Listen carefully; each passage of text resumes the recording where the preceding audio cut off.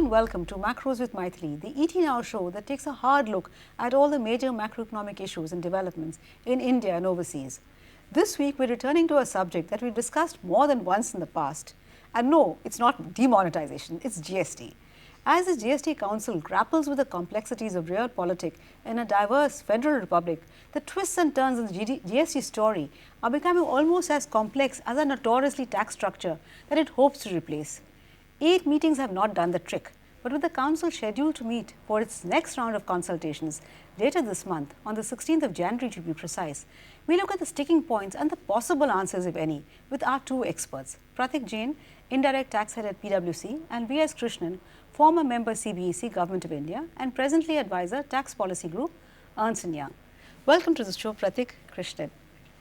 Let me start by asking both of you a question that I'm sure that you've been asked time and again, so much so that you must be quite sick of answering it. So instead of asking you, when do you think GST will finally see the light of day? Let me try and put it a little differently, if only to add some spice. How many more times do you think we'll have to do a macros discussion on GST? Let me start with you, Krishnan. After all, you've been with the government till fairly recently, so you know the workings of the government much better than you and I. So how many more times will I have to ask you, say, Mr. Krishnan, please come and share your views on GST with us? My own feeling is that, Mythili, that the 16th meeting, they'll probably come to a conclusion, a final conclusion, because they would like to pass these bills in the budget session of Parliament.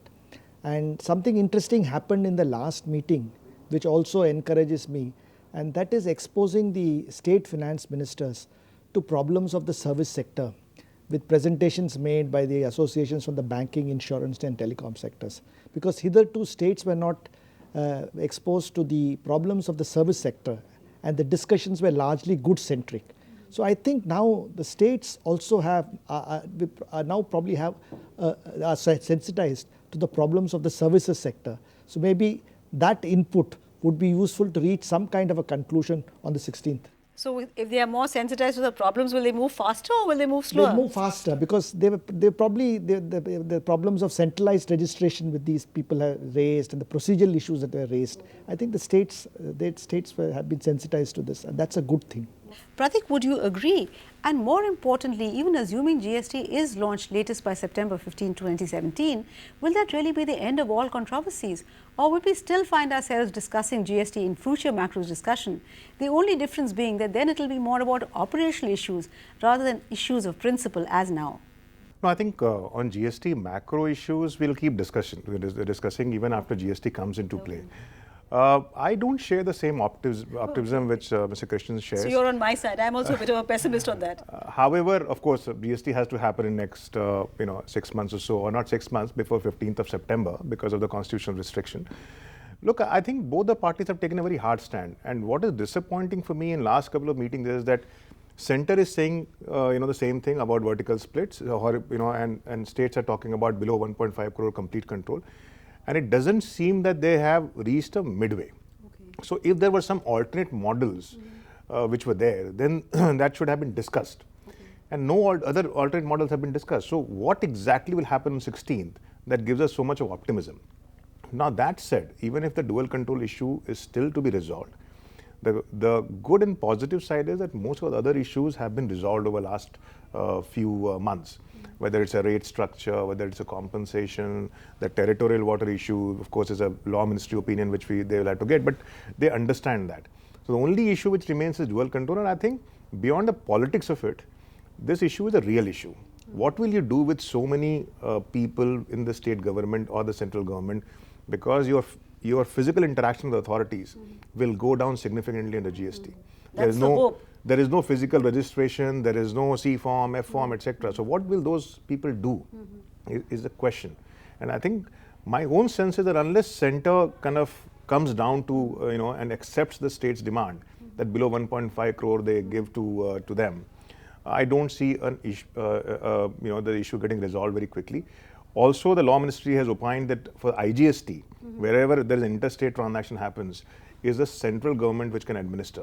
Okay. And that is the own set of complication that has now apparently gone to Attorney General, and what happens to that also will be very important. So I think whether 16th meeting we resolve it or not, I don't think as a country we have a choice but to implement GST by 15th of September this year, and I don't think the government will amend the constitution again under any circumstances. Okay, so 15th of September is your assessment. But Mr. Krishnan, is demonetization simply an excuse being advanced by the states to get some kind of political leverage and somehow get some concessions for the political impact of demonetization that has been suffered by some of them?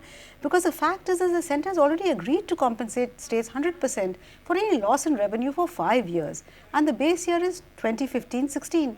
So the argument that demonetization has reduced their tax base simply does not wash. In fact, it is the centre rather than the states that should be worried about the impact of demonetization, because where is the centre going to get the money to compensate the states? Absolutely. I mean, the compensation issue, but fortunately, Mythili, the compensation issue has also been sorted out and it's out of the way. But the states keep saying that no, the number has gone up as against 50,000 crores. It's now 1 lakh crore, they say. But the centre has said that even if it's more than 55,000 crores, that even if it doesn't come from the cesses, that they are duty bound to give it. I don't think the compensation is the issue. As Pratik mentioned, the issue is really now to contend with the staff pressures with the central and the state bureaucracies are facing. So there has to be some kind of a grand bargain.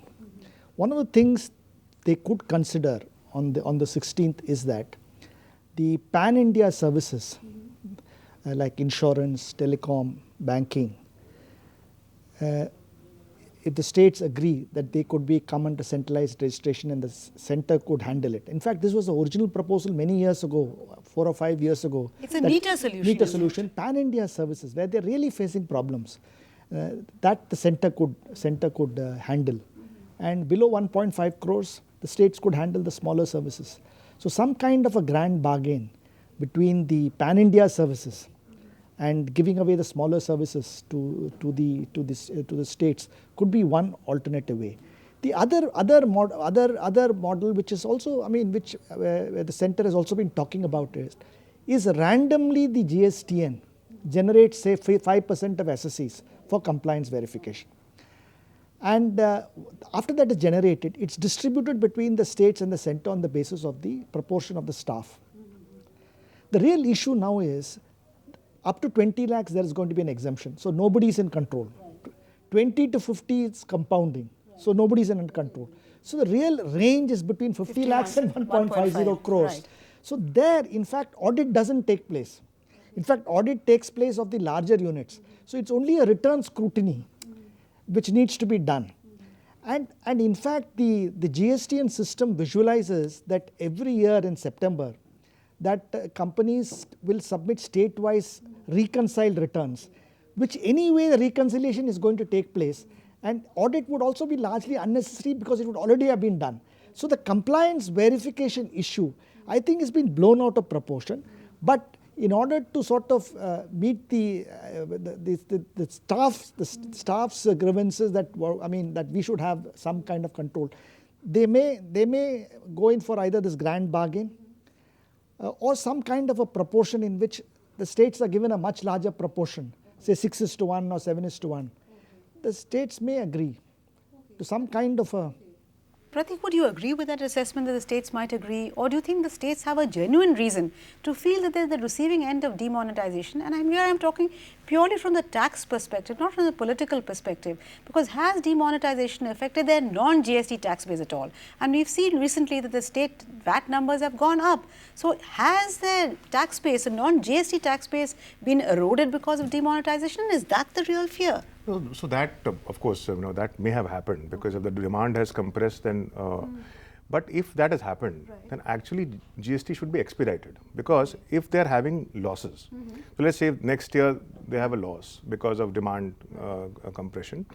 If GST doesn't happen, they don't get compensated for that loss. Right. If GST happens, then they're getting compensated for that loss, because you have taken, as you rightly said, 15-16 as a base year.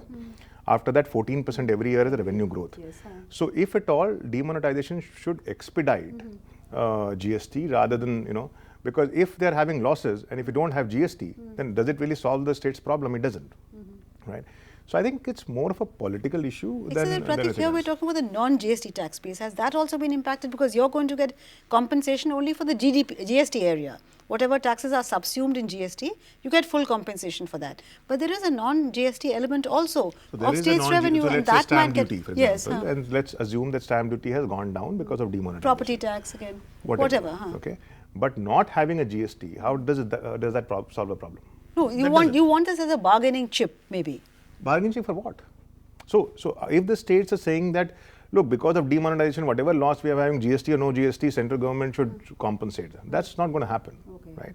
So therefore, even if other non-GST taxes are getting impacted, that cannot be a ground for no GST, right? In fact, when GST comes in, and you know that under GST, all the transactions are tracked on the GSTN system. Chances are that a large part of the parallel economy will come into the GST chain, and therefore the collection would increase. So if they have this 5 years as a compensation, plus they have a possibility of revenue increase, and also the state had one concern though, and I think that was right, that if cess was not enough for compensation, then what happens?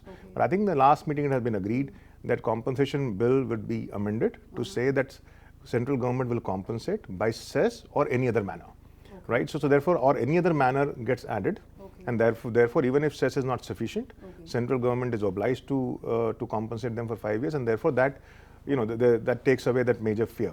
So therefore, I think demonetization should mean a faster GST and rather than delaying GST. So states clearly, as things stand, should not really fear whether the centre has money or not. And let's not forget, ultimately the centre also has an ability to print money. Of course, they haven't done it for a long time, but lack of finances can never be a reason for the centre to hold back, I suppose, as far as the states are concerned. But I'm afraid on that note, it's time for us to slip into a very short break. Please do stay with us. We'll be back very soon.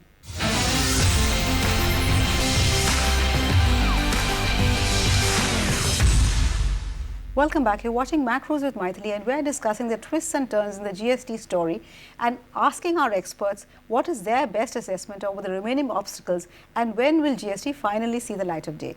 Krishnan, another issue really is of dual control or cross-empowerment. In fact, that's the other reason advanced for the impasse, and that has always foxed me. After all, if the tax structure is simple and transparent, then how does it matter who administers it? Ideally, it should be possible for any registered entity to pay whatever is the tax rate applicable online and be done with it. The issue of administration becomes important only when the administrators concerned are going to use or rather misuse their discretion. And the tussle between the centre and the states is really all about who gets the spoils of a notoriously opaque tax system. Would you agree with that admittedly sharp assessment of our tax administration, Krishnan? Or as a former taxman yourself, would you think that thanks to a few black sheep in the tax administration as elsewhere in the country, the entire tax administration gets tarred with the same brush?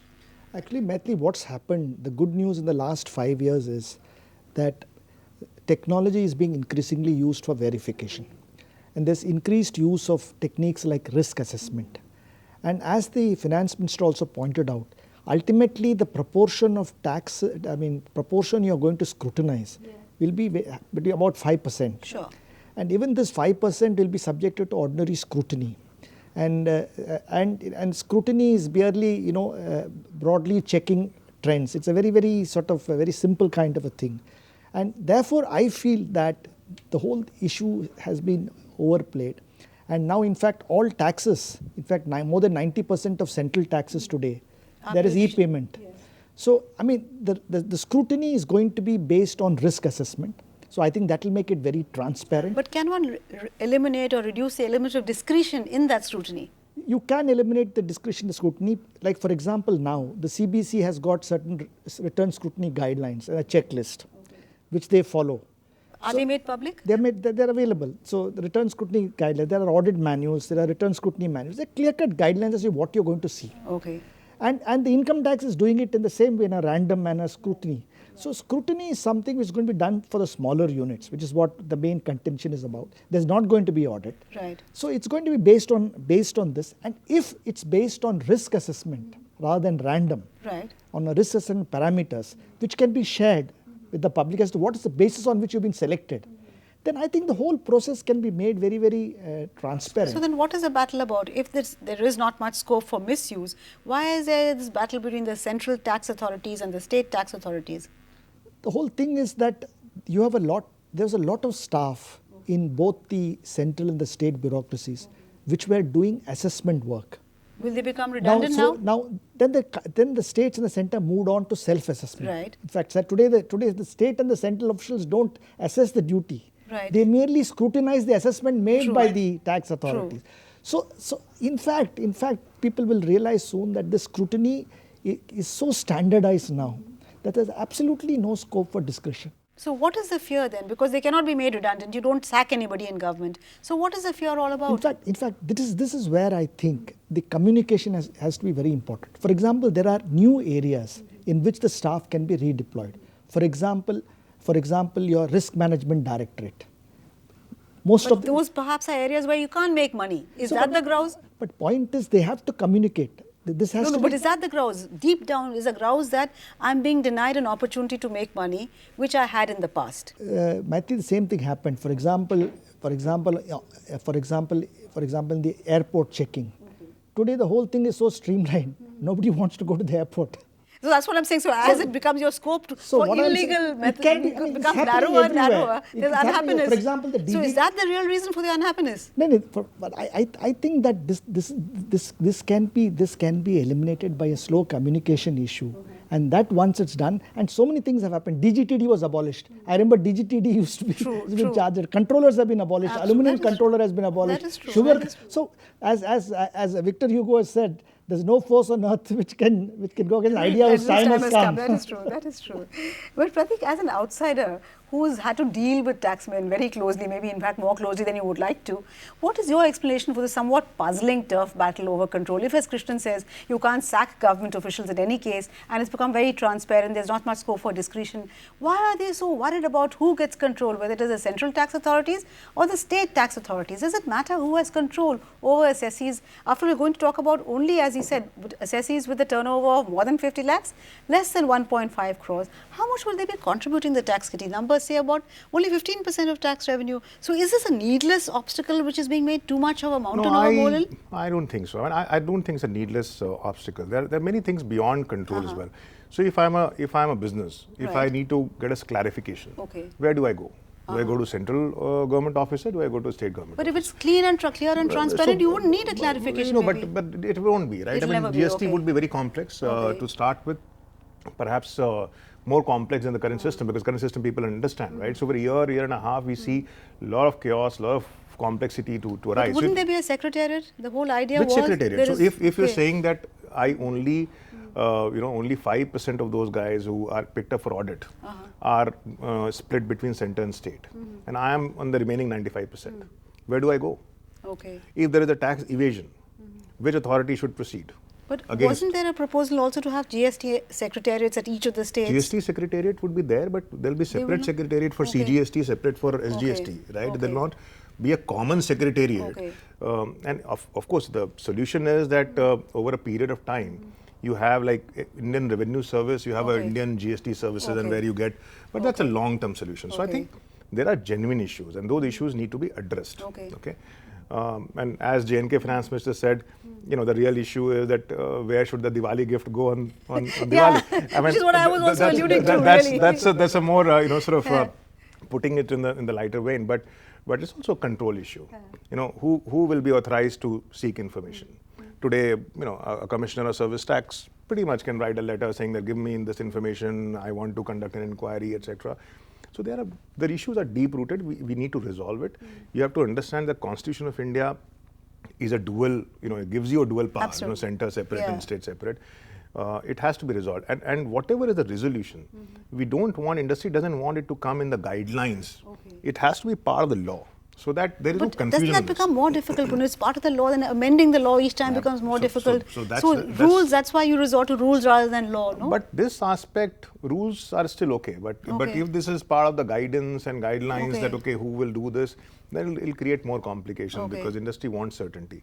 So I think, I don't think it's only a turf war. There's a genuine issue to be resolved. And it's just that this issue was parked for a long time because the government wanted to resolve all the other issues, which I think was the right strategy. But it's about time. If we're not able to resolve this issue, then it's going to result into roadblock. It could possibly lead to voting in the GST Council, which is not an ideal way of doing things, and till now they have avoided voting. Okay. So they need to work on some alternate formula, and as Mr. Krishnan is saying, that as part of grand bargain, if they say services sector with the center, large ones, hopefully good one. Krishnan, another sticking point really has been there's the issue of taxing high sea trade, and of course this would apply only to the coastal states, and if the fact that we are a peninsula does mean that many of our states do have a coastal line. But how significant a factor would that be, and is that a reason to hold up what many would describe as the most epochal tax reform? Mythili, I think this is an issue again which is probably will be solved with the Law Ministry's opinion, and the question is, how do you treat these transactions? Whether you treat them as interstate transactions or not. That's a legal issue, and once you get a legal opinion, I think the center and states will agree on this. But there's another very interesting issue, Mythili, on the table, and now in the background of demonetization, there's something very interesting on the table, which is the inclusion of real estate, which I think is a great opportunity to clean up the land market. And earlier it was thought that real estate would require a constitutional amendment. It doesn't. It only requires an amendment to the definition of supply. Now real estate, if you can bring it into the GST, I think it will make what is presently a good GST into a great GST. It's a great opportunity. You haven't even got a GST, you're talking about good and great. Mr. Krishnan, you really are an optimist. But Pratik, if I can ask you, there is a view that because the constitution has been amended and by 15th of September this year, the states will lose the power to levy the existing VAT, but so the centre also will not be able to levy excise tax. So it is not only the states but also the centre that will lose. So do you think 15th of September really is a hard constraint and we'll definitely see GST by then?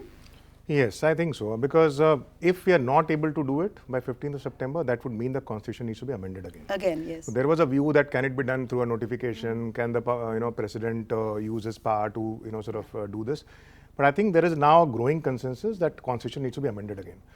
And I don't think that the central government under any circumstances would agree to do this, because it will be a huge hit to the credibility of India. And I think we have been talking about GST for a long time. And if this doesn't happen this time, then I think got too much at stake. It's too much at stake. Would you agree, Mr. Krishnan? Yeah, absolutely. There's no question of the constitution being amended again. And Mythili, the other point is, government has now spent 1,500 crores on the GST and project. I don't think governments bother about the money spent. It's taxpayer money. If the governments were so conscious of that, they wouldn't do half the things that they do. Not just this government, successive governments. We have travelled too much. We are so near the finishing line. And I think so 15th of September for you is an absolute And I think among the states also. And the other point is that GST is going to benefit the poorer states of India, which are the UP, Bihar and other states. So the big states of India want GST quickly. True. But I do hope you're right on that, but I'm afraid we've run out of time completely, so I'll have to end the discussion for now. Till the next time, of course, that we return to the subject. Thank you, Pratik and Krishnan, for joining me in this discussion. Thank you also for watching. In fact, do write in and tell us what is your assessment or when we are likely to see GST in operation and what you think are likely to be the further obstacles en route. Also, as we start another year of Macros with Mythili, do mail us at macroswithmythili@et.com and let us know what are the topics that you would like to hear discussed. Till then, it's thank you and goodbye from all of us at ET Now.